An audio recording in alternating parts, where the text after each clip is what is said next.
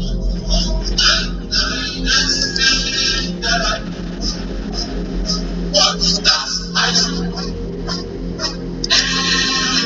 guys, welcome back. I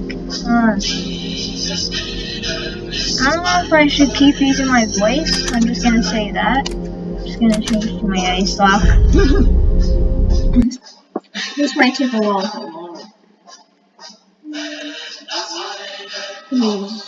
Backpack rescue mission is pretty big. And so this is just another catch to see.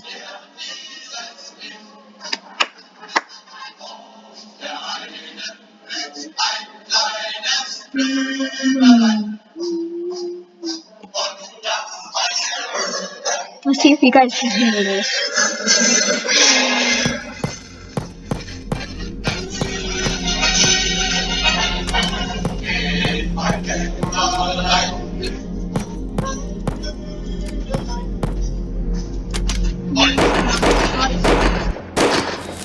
There we go.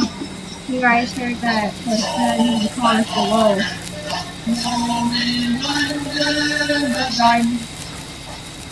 No, right,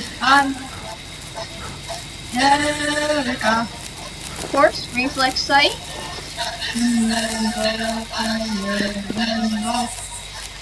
Night vision. Flashlight.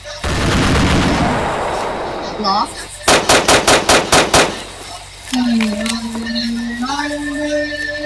Comment down below if you like the text better than my voice, because this Microsoft thing always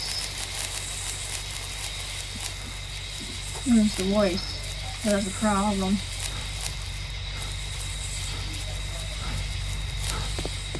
Let's go drive around. I don't mind. Let me see.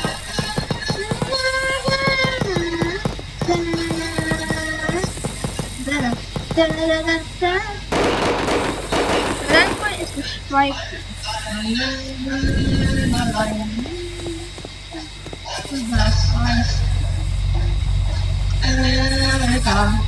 Alright, let's go drive.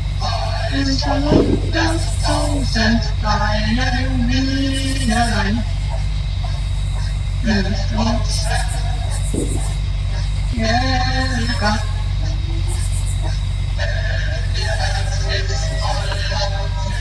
I'm gonna go to the quarry. Oh god.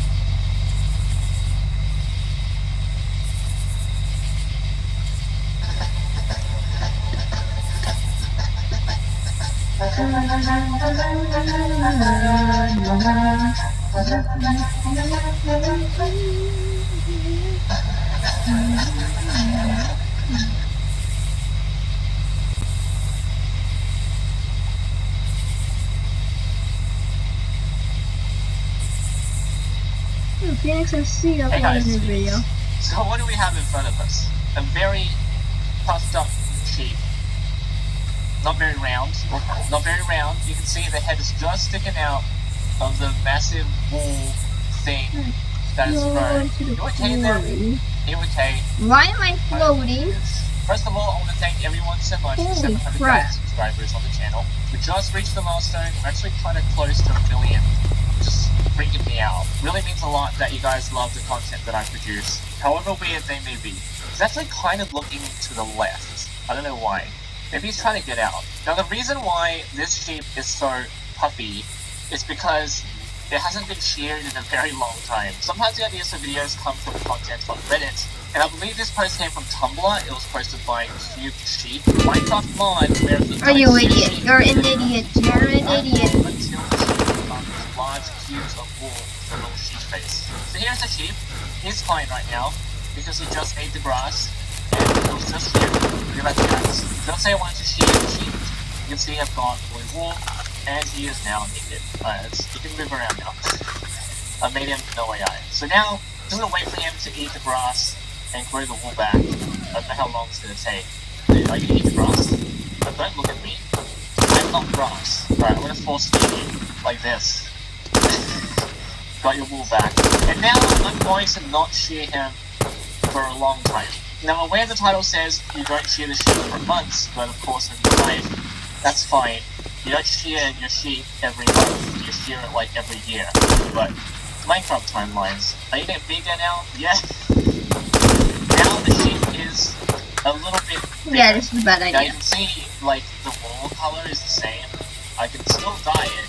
Orange, magenta, light blue, yellow, lime, pink, red. So the wall is still consistent with the color of the sheep. So let's just make it pink. I don't know. Yeah, look at the look at the size of that thing. Now, like, I can shear him. Oh no, it stopped eating. Can't, you gotta stop eating. Okay. Now I can shear him for a bit more wool than usual. How much should I pick up? 48. Wow. Alright, you can eat now. Good. Very good. Oh, he's eating. Still eating. Alright, now he's puffy again. Good. Now there's a couple more stages to this before he gets super thick. Alright, here's stage number 2. Now, the head is almost inside the wool because it's so big. So by shearing him now, how much should I get? A stack. All of that, I got a stack. Easy.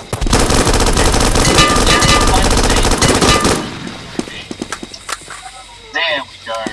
He's actually very slow now, but I can't imagine how, like, how can you walk in that thing? I can summon another one. There we go. Make them all very big. These are 2 very, very big sheep. And can you guys mate still? Wow. It's gonna... Oh no! You see your parents? Guess that. Haha. Oh, the baby sheep is stuck inside the wall. I think this is probably the best state for them to be in. Like, they're comfortable as well, I think. And they provide extra bit of wool for all of you. Dang, it feels like I could just sit on them. They look so comfy. There we have it. What happens if you don't shear your sheep in a very long time?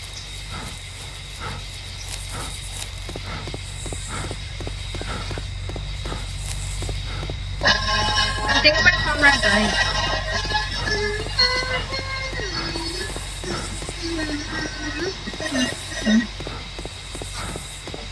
Before we start the video, I'd like to take a moment to discuss today's sponsor, Squarespace. Given the impact of That's not our sponsor today. don't forget to use the link down Bavaria and the Virtue support the channel. In 1871, the Kingdom of Prussia, along with many German states, such as Baden, Bavaria, and Württemberg, fights a war for unification against the Second French Empire. The many culturally distinct kingdoms, duchies, and principalities, whose only commonality is language, for the most part, form into a single nation-state, the German Empire. By the end, Paris is surrounded, and Napoleon III is captured. Embracing the military aesthetics of the period, including brightly colored uniforms, the most iconic feature of this era in German military history is the Pickelhaube, or pointed helmet. The helmet is actually one of the first pieces of modular gear issued to soldiers en masse, with the spike being attached to a screw thread that makes it easy to remove because and I think replace he's gonna with cover other it for me decorations signifying different ranks or positions.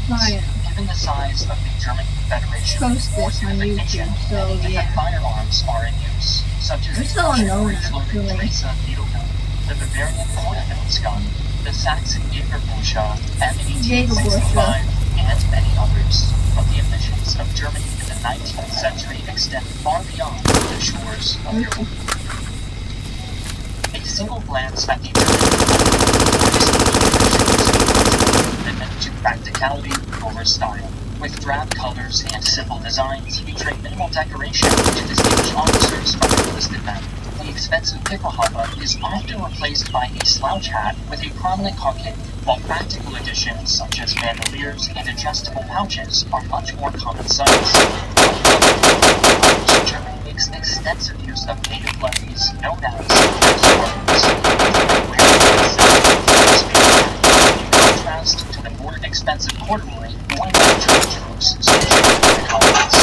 officers who could actually afford to have their clothes laundered on a regular basis still wear more elaborate outfits made of white or gray wool with decorative piping on the wrists to distinguish themselves from the common soldiers. Lastly, the German troops operate in East Asia wear khaki uniforms that are adopted from several other designs and recolored to help them deal with local temperatures.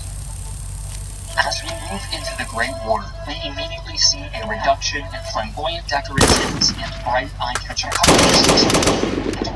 The pickle hopper remains standard issue until 1960, but the leather construction is simplified to one of sheet steel, which simultaneously gives better resistance to shrapnel and other hazards. Within just a few months, the need to simplify uniforms for mass production has let's go to the menu for a second. I need to long-established army traditions, and there is little to distinguish the officers besides a few details. The picklehama is still worn during ceremonial occasions, but most officers prefer simple caps known as Ooh, that turning 4 looks like an SSG. During 1916, a new simpler all-metal helmet known as the Stahlhelm starts to replace the picklehama as the standard infantry headgear. Meanwhile, the Gewehr 98 has become a standard issue rifle, a bolt-action design that would remain in service until 1935, at which point it is replaced by the Carabiner 98K. The next year will see the issuing of canister gas masks, which limits the effects of chemical warfare, and the Stahlhelm will make its first appearance. Also of note is the MP-18 carried by the Stormtrooper. This is one of the first submachine guns issued to troops in large numbers. But after its defeat in the First World War, this is what the German army looked like. Well, besides for the 100,000 soldiers, down from the 1.9 million in the First World War that they were able to keep for defense purposes. These men were part of the Reichswehr, or Realm Defense Force, and their uniforms are as basic as you might expect. By now, the Stahlhelm has completely replaced the picklehama, and apart from minor visual modifications, it will remain in common use until 1992.